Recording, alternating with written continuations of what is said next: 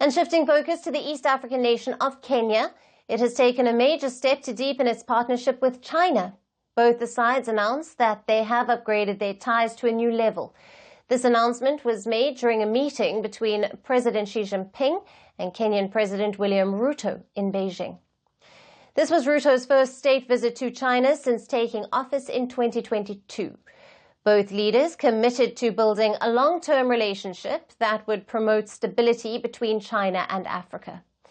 It is aimed at establishing a partnership which will safeguard the common interests of developing countries. The move to strengthen ties comes amid a global turbulent political environment. China is seeking to bolster its influence in Africa through the Belt and Road Initiative, or the BRI. Launched in 2013, the BRI aims to extend China's infrastructure worldwide. Kenya has been a key partner in this initiative, and Beijing has given it substantial loans for infrastructure and construction projects. It has built roads, railways, and ports with those funds, and then massive lending makes China Kenya's single biggest bilateral creditor. Now China is stepping in again to help Kenya in a similar plan. The extension of standard gauge railway, it will be running from Naivasha to the Ugandan border. And since 2019, there has been no progress on this initiative. The lack of funds brought Kenya's most ambitious infrastructure project to a grinding halt. On Thursday, Ruto said that China will help Kenya to restart this project. However, his office didn't give out details on the amount that China would be giving and by when it will be completed.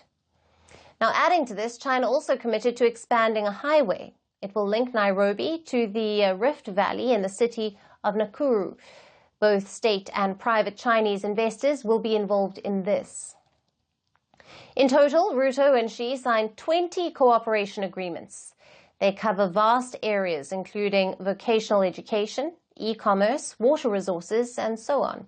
And direct flights between Beijing and Nairobi and boosting tourism was also a point of discussion. For Kenya, these developments come at a time of economic pressure. It is struggling with a massive debt burden. Repaying loans, especially in foreign currency, has been difficult, and Ruto has pledged that Kenya will not default and his country will pay back the loans on time. Now, China's decision to keep giving financial aid to Kenya could help it to reduce its financial stress. However, this can be a ticking time bomb, culminating in a debt trap. In 2023, Kenya owed Beijing more than $8 billion. Critics say that China lends heavily, knowing repayment may be hard. It gives China strategic leverage. When the borrowing country fails to repay, China demands control of key national assets like ports or land as compensation. Now, reports say at least a dozen countries owe debts to China, and Kenya is one of them. While it continues to welcome China's financial support, it also faces a very delicate balancing act. We'll continue our coverage of how Kenya manages that slippery slope. Greeting you with aloha and namaste. I love India. Presence, occupation of a territory by another country pertains to India. What we saw in Kashmir. The Prime Minister Modi. How do you see Trump's America? Yes, the current administration behaves differently from the previous administration.